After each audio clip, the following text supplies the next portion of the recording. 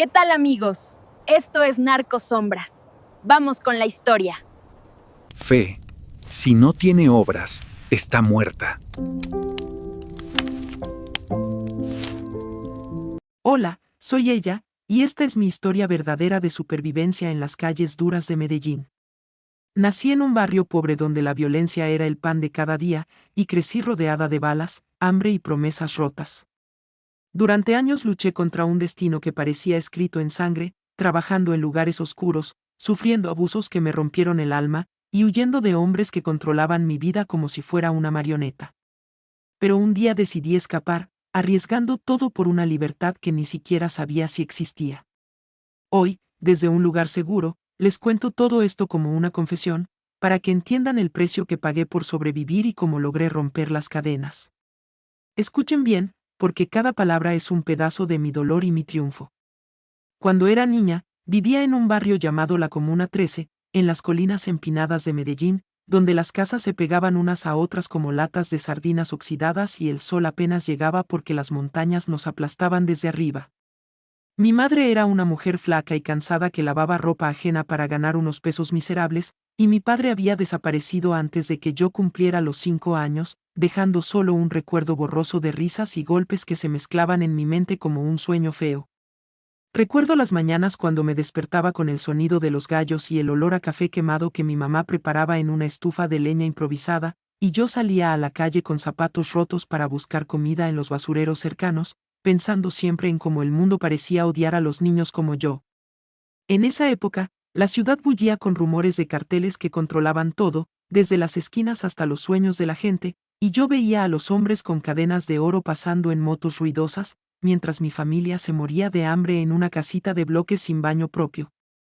Mis días en la escuela eran un lujo que duraba poco porque tenía que ayudar en casa, limpiando pisos mugrientos o cuidando a mis hermanos menores que lloraban por leche que no teníamos, y en mi cabeza daba vueltas la idea de que algún día todo cambiaría, aunque en el fondo sabía que era una mentira que me contaba para no llorar. Jugábamos en las calles llenas de charcos sucios después de la lluvia torrencial que convertía todo en un río de lodo, y yo soñaba con ser maestra o doctora, pero la realidad me golpeaba con la noticia de un vecino baleado por no pagar extorsión, su cuerpo cubierto de sangre seca en la acera donde antes patinábamos. Mi mamá me decía que mantuviera la cabeza baja y no mirara a los ojos de los paracos, esos tipos armados que patrullaban como dueños del barrio, y yo obedecía temblando, sintiendo en el estómago un nudo que no se deshacía nunca. A los 10 años, empecé a vender dulces en las buses abarrotados que subían y bajaban por las cuestas imposibles, gritando chicles, caramelos, con una voz que fingía alegría mientras mis manos pequeñas temblaban por el miedo a que un ladrón me quitara el dinero ganado con sudor. Ganaba lo justo para comprar arroz y frijoles, pero a veces un pasajero amable me daba una moneda extra y yo la guardaba en un tarro escondido bajo mi colchón, soñando con usarla para escapar de ese infierno gris. En las noches, cuando la electricidad fallaba y nos quedábamos a oscuras, contaba estrellas desde la ventana rota, preguntándome por qué Dios había puesto a mi familia en ese lugar olvidado, y mi corazón latía fuerte con una rabia que aún no entendía del todo. La violencia escalaba poco a poco, como una tormenta que se acerca sin avisar, y un día oí los primeros disparos cercanos, balas silbando como avispas furiosas sobre los techos de zinc corrugado que vibraban con cada impacto. Mi mamá nos metió debajo de la cama, cubriéndonos con su cuerpo flaco, y yo sentía su corazón acelerado contra mi oreja mientras rezaba en voz baja promesas que nunca se cumplirían. Al amanecer, salimos a ver el caos, casas quemadas, gente corriendo con colchones a cuestas, y el olor a pólvora que se pegaba a la piel como una segunda capa de suciedad. Ese fue el comienzo de años donde el miedo se volvió compañero diario, y yo aprendí a caminar con los ojos fijos en el suelo, evitando las miradas de los jóvenes que se unían a las pandillas por un plato de comida o una moto prestada. En la escuela, que era un edificio viejo con paredes agrietadas y maestros exhaustos, me sentaba en el fondo para no llamar la atención, pero mis notas buenas me hacían destacar, y una profesora me dijo una vez que tenía futuro si estudiaba duro, palabras que guardé como un tesoro en mi pecho herido. Sin embargo, la pobreza nos ahogaba, mi hermano menor enfermó de fiebre alta por agua contaminada, y no pudimos pagar medicinas, así que lo vimos sufrir días enteros hasta que milagrosamente se recuperó, pero yo cargaba con la culpa de no haber hecho más. Pensaba en mi padre ausente, imaginando que estaba en algún lugar rico trabajando duro, pero la verdad era que probablemente había muerto en una riña callejera, olvidado como tantos otros. Los fines de semana, íbamos al mercado improvisado donde vendían frutas maduras y ropa usada, y yo ayudaba a mi mamá a regatear precios, aprendiendo el arte de la supervivencia en un mundo donde cada peso contaba como una vida. Allí veía a mujeres como ella, con ojos hundidos por el cansancio, cargando bolsas pesadas colina arriba, y juraba que no terminaría igual, que encontraría una salida aunque tuviera que cavarla con mis uñas. Pero la ciudad no perdonaba. Un terremoto de balas estalló una noche cuando rivales de carteles se enfrentaron en nuestra calle, y yo me escondí en un armario oyendo gritos y explosiones que hacían temblar las paredes frágiles de nuestra casa. Al día siguiente, el barrio era un cementerio vivo, con cruces improvisadas en las esquinas y madres llorando por hijos perdidos en la guerra invisible. Creciendo, empecé a notar cómo las chicas de mi edad desaparecían, atraídas por promesas de dinero fácil en discotecas del centro, y yo me prometía no caer en esa trampa, aunque el hambre me susurraba lo contrario en las noches de insomnio. Mi mamá enfermó de los pulmones por inhalar humo de cocinar en espacios cerrados, y yo tomé más responsabilidades, lavando ropa en ríos sucios hasta que mis manos se arrugaban como papel viejo. En mi mente, se formaba un plan vago de huir a Bogotá o incluso al exterior, pero la realidad me ataba con cadenas invisibles de pobreza y miedo. Los niños del barrio jugábamos a las escondidas entre ruinas de edificios bombardeados, riendo para olvidar el terror, pero yo siempre sentía una sombra sobre mí, como si el destino ya hubiera decidido mi camino oscuro. A los 12 años, un tío lejano vino de visita con regalos baratos, pero sus ojos me miraban de forma que me erizaba la piel, y mi mamá lo echó, susurrándome que no confiara en hombres con dinero fácil. Esa noche, lloré sola pensando en cómo el mundo usaba a las mujeres débiles, y juré protegerme a toda costa. La Comuna 13 era un laberinto de escaleras eternas y callejones sin salida, donde la policía rara vez entraba por miedo a las emboscadas, dejando que los narcos fueran ley y orden. Yo caminaba a la escuela esquivando grafitis que proclamaban lealtades a capos muertos, y en clase dibujaba mapas imaginarios de escape, soñando con playas lejanas donde el sol no quemaba el alma. Pero la vida no espera sueños. Mi mejor amiga, una niña llamada Sofía con trenzas negras, fue raptada una tarde al volver de la tienda, y nunca la volvimos a ver, dejando un vacío que me enseñó la fragilidad de todo. Su desaparición me hizo más callada, más observadora, notando cómo las madres rezaban en grupo pidiendo milagros que no llegaban. En casa, comíamos yuca hervida con sal, fingiendo que era banquete, y yo contaba historias inventadas a mis hermanos para distraerlos del hambre que roía sus barriguitas. Mi adolescencia temprana llegó con cambios en mi cuerpo que atraían miradas no deseadas, y aprendí a cubrirme con suéteres viejos pese al calor sofocante de Medellín. Pensaba mucho en el futuro, imaginando una vida sin balas ni lágrimas, pero cada día traía nuevas pruebas, inundaciones que arrasaban nuestras pocas pertenencias, o apagones que duraban semanas, forzándonos a vivir a la luz de velas que olían a muerte. Un vecino, un viejo sabio que tallaba madera, me dijo una vez que la supervivencia era cuestión de paciencia y astucia, palabras que grabé en mi corazón como un tatuaje invisible. Así pasaban mis años infantiles, tejiendo una red de miedos y esperanzas que me prepararían para lo peor que vendría después, en una ciudad que devoraba a sus hijos sin piedad. A los 15 años, la necesidad me empujó a buscar trabajo más allá del barrio, y encontré un puesto como mesera en una discoteca del centro de Medellín llamada El Fuego Eterno, un lugar lleno de luces parpadeantes, música ensordecedora y hombres con camisas abiertas que olían a ron caro y peligro. Mi mamá lloró cuando le dije, pero entendió que sin mi sueldo no comíamos, así que me dejó ir con una bendición temblorosa y un collar de la Virgen que apretaba contra mi pecho como escudo invisible.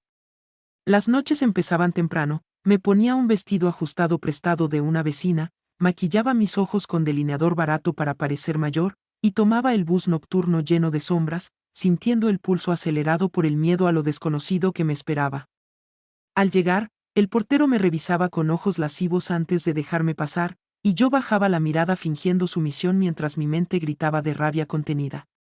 Dentro, el humo de cigarrillos y sudor se mezclaba con beats de reggaetón que vibraban en mis huesos, y servía cervezas frías a mesas de narcos menores que reían fuerte contando historias de entregas exitosas en la selva.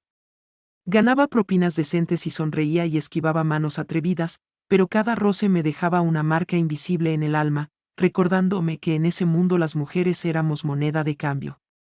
Pensaba en mis hermanos durmiendo en casa, soñando con el dinero que les compraría zapatos nuevos, y eso me daba fuerzas para aguantar hasta el amanecer.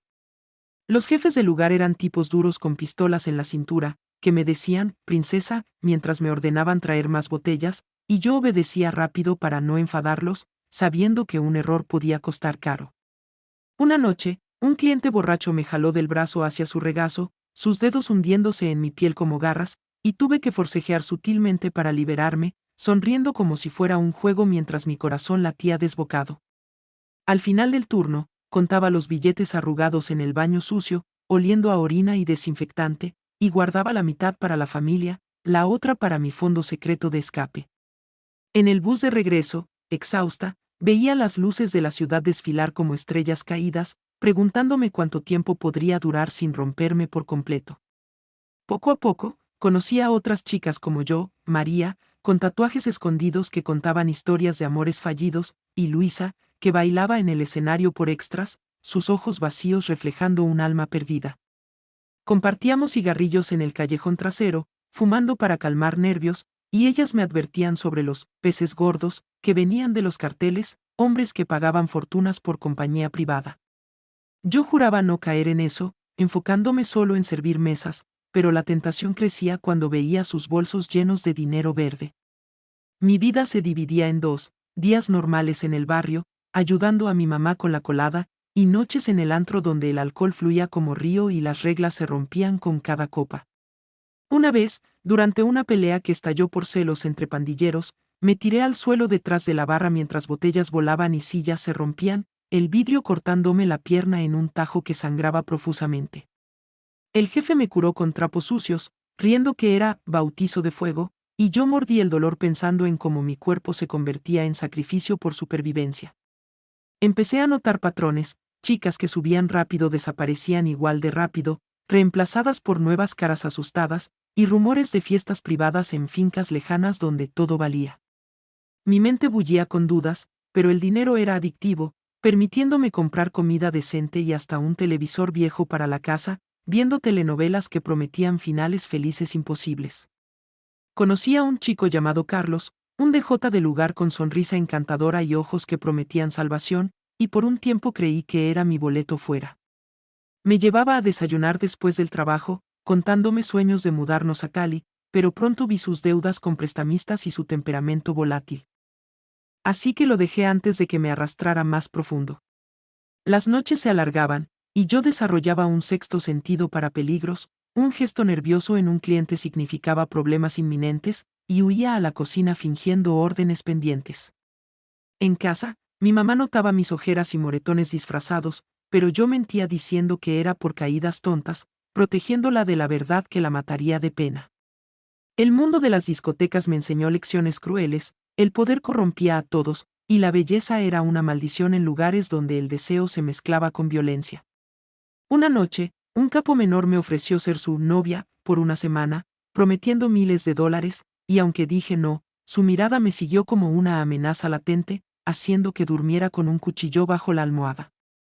Empecé a ahorrar más, escondiendo billetes en un doble fondo de mi bolso, visualizando un futuro lejos de esas luces estroboscópicas que cegaban la realidad. Pero el drama crecía. Una amiga fue golpeada por rechazar a un cliente influyente, su cara hinchada como un globo, y yo la visité en el hospital público, oliendo a antiséptico y desesperación, jurando que no me tocaría ese destino. Mis pensamientos nocturnos se volvían pesados, reviviendo cada mirada obscena, cada mano que rozaba mi cintura, y me preguntaba si valía la pena el precio de mi dignidad por un techo y pan. La ciudad de Medellín, con su eterna primavera de flores y sangre, me tenía atrapada en su red, pero una chispa de rebeldía ardía en mí, esperando el momento para explotar. Así pasaban meses, entre risas falsas y lágrimas ocultas, construyendo mi armadura emocional para lo que vendría después, cuando el verdadero infierno me reclamaría por completo. Todo cambió cuando atraje la atención de un hombre llamado El Tigre, un lugarteniente de un cartel pequeño pero feroz que frecuentaba la discoteca, llegando siempre en un convoy de SUVs blindados que rugían como bestias en la noche medellinense.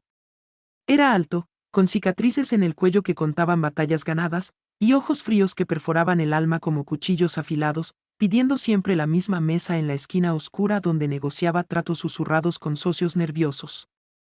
Al principio, me ignoraba, pero una noche me pidió una botella especial, y al servirla, su mano rozó la mía deliberadamente, enviando un escalofrío de terror por mi espina dorsal que disimulé con una sonrisa profesional.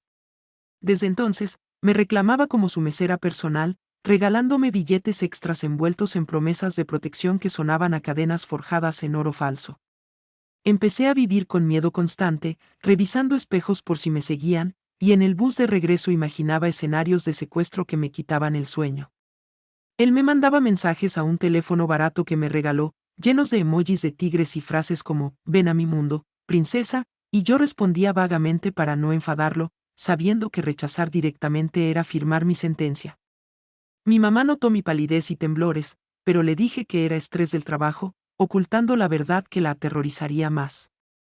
Las noches en la discoteca se volvieron un baile en el filo de la navaja, servía su grupo con manos temblorosas, oyendo conversaciones codificadas sobre cargamentos y traiciones, memorizando detalles que borraba de mi mente al amanecer para no convertirme en objetivo. Una vez, después de cerrar, me invitó a su mesa para charlar, y rodeada de sus guardaespaldas musculosos, bebí un trago que nubló mi juicio, despertando horas después en una habitación desconocida de un hotel lujoso en las afueras, con ropa rasgada y un dolor punzante en todo el cuerpo que gritaba violación sin palabras. No grité ni lloré en ese momento, me vestí en silencio, recogiendo mi dignidad rota del suelo, y tomé un taxi de vuelta al barrio, bañándome con agua hirviendo para lavar la suciedad invisible que se pegaba a mi piel. En mi mente, revivía cada segundo de oscuridad, culpándome por haber bebido, por haber sonreído, por existir en ese mundo de lobos. Desde entonces, el tigre me reclamaba como propiedad, apareciendo en mi barrio con regalos ostentosos, joyas brillantes que rechazaba sutilmente. Y amenazas veladas si no respondía a sus llamadas. Mi vida se convirtió en una prisión dorada, trabajaba menos horas por orden suya, pero pasaba días encerrada en casa temiendo su llegada, mi corazón acelerado cada vez que oía motos en la calle. Conté a una amiga de confianza, pero ella me advirtió que hablar era peligroso, que muchas habían desaparecido por menos, así que guardé el secreto como veneno en mi interior, pudriéndome lentamente. Pensaba en escapar, pero él tenía ojos en todas partes, desde taxistas corruptos hasta vecinos pagados, y cada intento de huida parecía un suicidio lento. El abuso se repetía en formas sutiles, cenas forzadas donde me tocaba bajo la mesa mientras reía con sus hombres, o regalos, que venían con expectativas que me humillaban en silencio. Mi cuerpo se rebelaba con náuseas constantes, y perdí peso hasta convertirme en un fantasma de mí misma, pero sonreía en público para sobrevivir. En las noches solitarias, lloraba hasta el amanecer, preguntándome por qué el destino me había elegido para ese calvario, y planeaba venganza en fantasías donde yo tenía el poder. Mi familia notaba cambios, mi hermano menor me preguntaba por qué ya no reía, y yo lo abrazaba fuerte, prometiendo en silencio protegerlos del monstruo que me acechaba. La presión crecía como una tormenta, el tigre me involucró en pequeñas tareas, como llevar paquetes envueltos en papel marrón a direcciones seguras, y aunque no sabía qué contenían, el miedo a la policía o rivales me paralizaba. Una vez, en una entrega, un auto sospechoso me siguió, y corrí por callejones oscuros hasta perderlos, jadeando en un parque abandonado donde vomité el terror acumulado. Regresé a él fingiendo lealtad, pero en mi corazón ardía un fuego de odio que me impulsaba a buscar salidas. Rumores de traiciones en su círculo me daban esperanza, si caía, yo quedaría libre, pero también miedo porque culpaban a cualquiera cercano. Mi mente se fragmentaba, días de normalidad falsa en el barrio, comprando víveres y fingiendo alegría, y noches de pesadillas donde revivía los abusos, despertando sudada y gritando en silencio. Empecé a juntar dinero de propinas robadas, escondiéndolo en un banco de ahorros anónimo en el centro, soñando con un pasaje a Ecuador o Venezuela donde él no me alcanzara. Pero él intuía mi rebeldía, regañándome con golpes disfrazados de correcciones, que dejaba moretones en brazos y piernas, cubiertos con mangas largas en el calor eterno. Una amiga desapareció después de ayudarme a esconder evidencia, y su ausencia me llenó de culpa eterna, jurando no involucrar a nadie más en mi lucha. Así, atrapada en su red de control y violencia, mi espíritu se endurecía como acero forjado en fuego, preparándome para el clímax de horror que vendría, donde la supervivencia demandaría todo mi coraje y astucia en una ciudad que no perdona debilidades. El punto de quiebre llegó una noche de tormenta furiosa en Medellín, cuando el tigre me llevó a una finca remota en las montañas, un lugar rodeado de alambradas y perros guardianes que ladraban como demonios en la oscuridad lluviosa. Me dijo que era una fiesta especial, para celebrar un gran cargamento llegado de la costa, y yo fui a regañadientes, vestida con un traje rojo que él eligió, sintiendo como si caminara hacia mi propia ejecución disfrazada de celebración. La finca era un palacio de excesos, piscinas iluminadas con luces neón, mesas cargadas de polvos blancos y botellas de licor importado, y decenas de invitados con armas visibles en sus cinturas, riendo maníacamente mientras la música retumbaba contra las colinas. Me asignaron servir en la zona VIP, esquivando cuerpos semidesnudos que se retorcían en sofás de cuero, y el aire cargado de humo dulzón me mareaba, nublando mi juicio con cada inhalación involuntaria. El tigre me vigilaba desde un trono improvisado, bebiendo ron puro y fumando cigarros cubanos, sus ojos fijos en mí como un depredador acechando presa. Hora tras hora, el caos escalaba, peleas por drogas que terminaban en puñetazos sangrientos, mujeres llevadas a habitaciones privadas gritando al principio y silenciadas después, y yo corría entre mesas con bandejas temblorosas, derramando tragos por nervios que me traicionaban. En un momento, me jaló a su lado, obligándome a sentarme en su regazo mientras sus manos exploraban posesivamente, susurrándome al oído promesas de riqueza eternas y me sometía por completo. Intenté excusarme para ir al baño, pero sus guardaespaldas me bloquearon el paso, y en el pasillo oscuro, un invitado desconocido me acorraló contra la pared, su aliento alcohólico quemándome la cara mientras forcejeaba por liberarme, mordiendo mi hombro hasta dejar marca profunda que sangraba cálida por mi vestido. Grité por primera vez esa noche, atrayendo atención no deseada, y el tigre intervino, golpeando al hombre con brutalidad que lo dejó inconsciente en el piso, pero en lugar de gratitud, me arrastró a una habitación aislada como castigo por provocar problemas.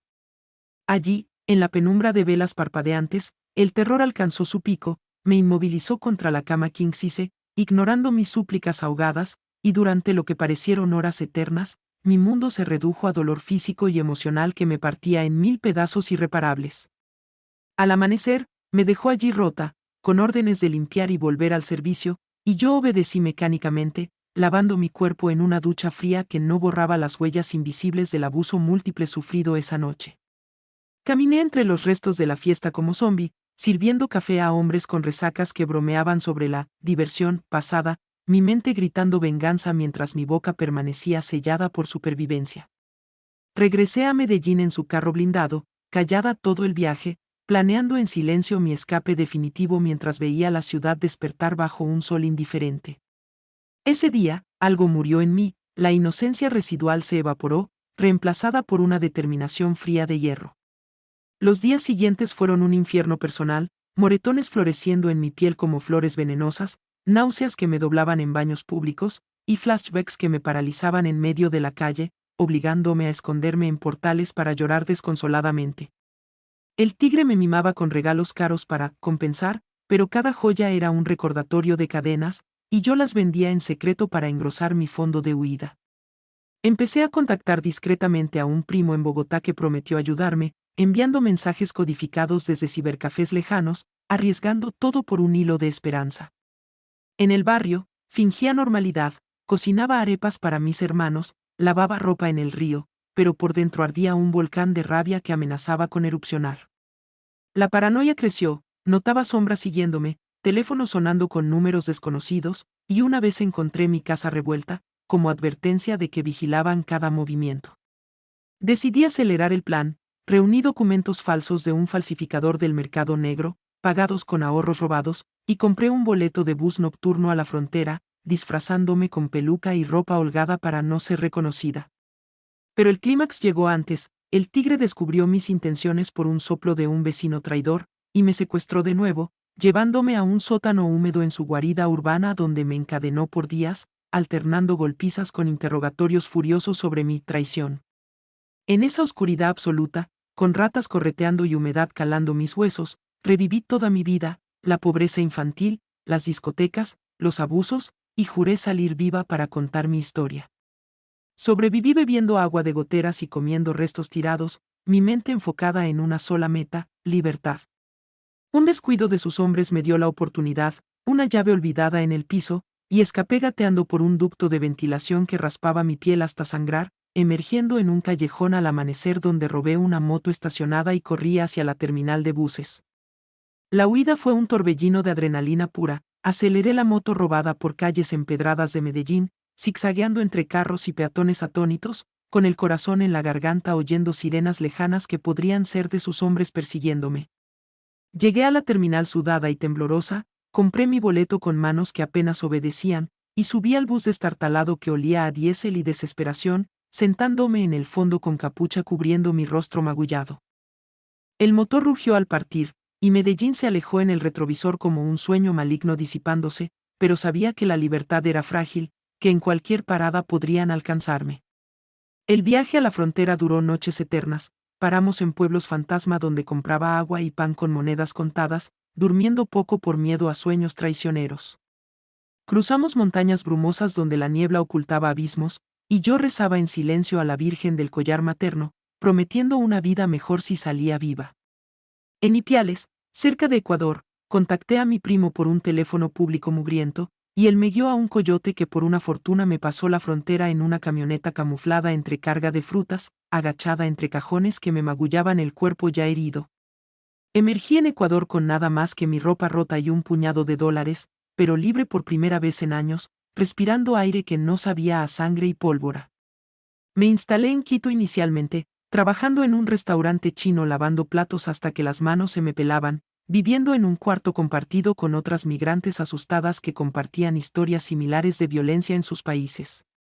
Aprendí español neutro para borrar mi acento paisa, y empecé terapia gratuita en un centro para víctimas, soltando poco a poco el peso de traumas que me ahogaban como piedras en un río.